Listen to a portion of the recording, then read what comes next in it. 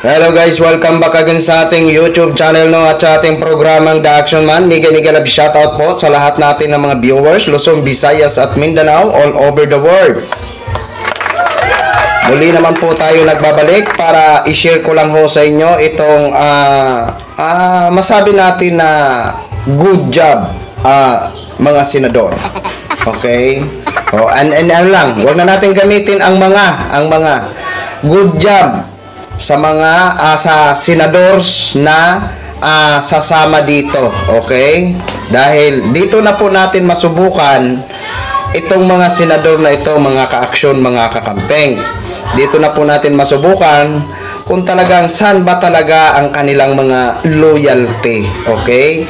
Kung sa karamihan ba na taong bayan na sumisigaw ng kailangan i-impeach ito si Sara Duterte, o sila ba ay magiging neutral, o sila ba ay talagang pipiliin nila kung sino ang kanilang dapat suportahan.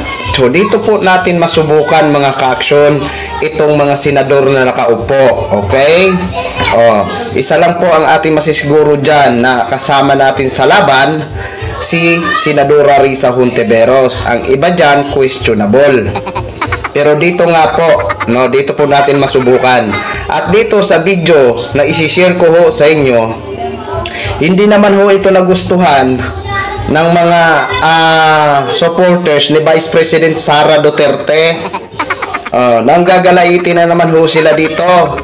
Kasi ito si dating Senate President Mig Zubiri, tiniyak nila po at handa ho sila na magkaroon ng trial for impeachment kay Sara Duterte kung sakaling iakyat na po ito mula sa Kongreso, kung sakaling pumasa po ito sa Kongreso. Kasi syempre ho, mga ka-aksyon, kailangan pa po ito idadaan sa Committee in Rules and then Committee on Justice at pagbubutuhan po ito ng Kongreso.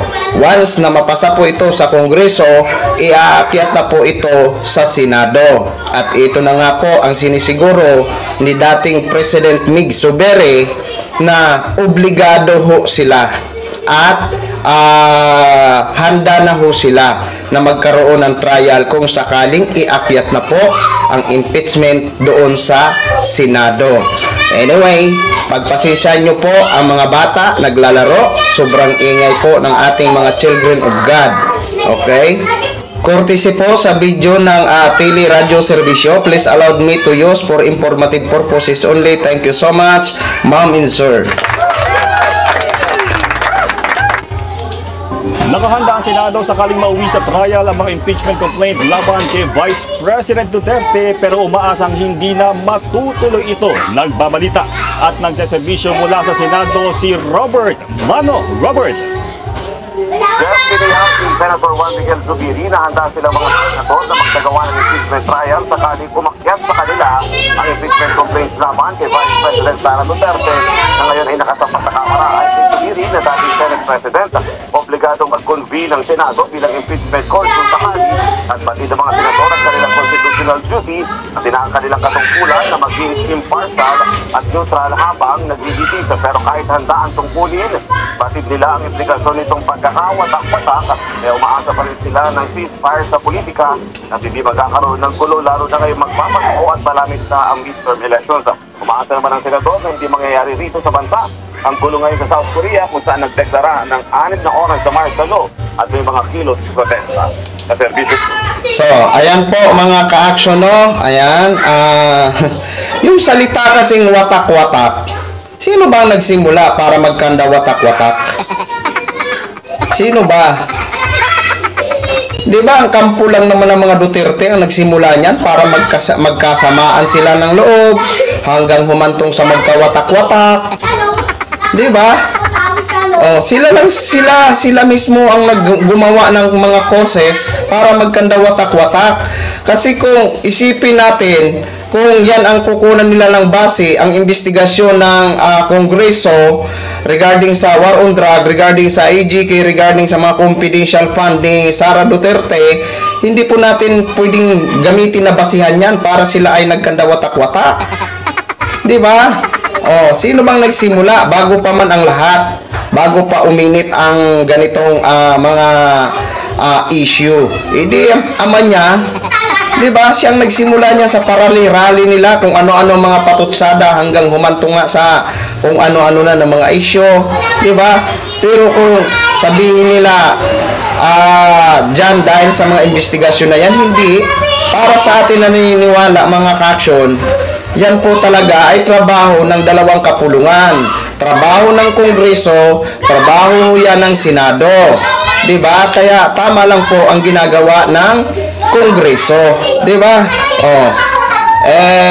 Kung yun naman ang sabi na sana wag magaya sa nagkaroon ng martial law ng 6 hours gaya ng Korea, hindi po yan mangyayari dito sa atin. Pagpasensya nyo na talaga mga bata, sobrang ingay mga ka-aksyon. Hindi ho talaga mangyayari yan mga ka-aksyon, Sus Maria Josep. Ilan lang naman ang mga DDS. Di ba? At wag nilang asahan na sasali sa kanila yung yung INC. Di ba? Hindi ho sasali ang INC. Pabor sila sa opinion ni Mr. President. Pero dyan sa kanilang panawagan, hindi ho sila pakisamahan dyan. Di ba? Kaya hindi ho yan magaya ng Korea. So Diyos ko, kakaunti sila ng mga DDS na yan. Di ba? O, ayan po mga ka-aksyon ha, gin-share ko lang ho sa inyo. Kasi kung naman, very obvious naman talaga mga ka-aksyon na malakas ang ebidensya para i-impeach ito si Sara Duterte. Di ba? Tayo naman nanonood ho tayo ng mga balita, nanonood ho tayo ng investigasyon oo sa Kongreso, di ba? Alam ho natin na may mga grounds talaga na i-impeach si Vice President Sara, di ba?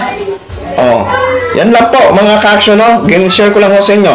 Maraming salamat po sa ating mga viewers Luzon, Visayas at Mindanao all over the world.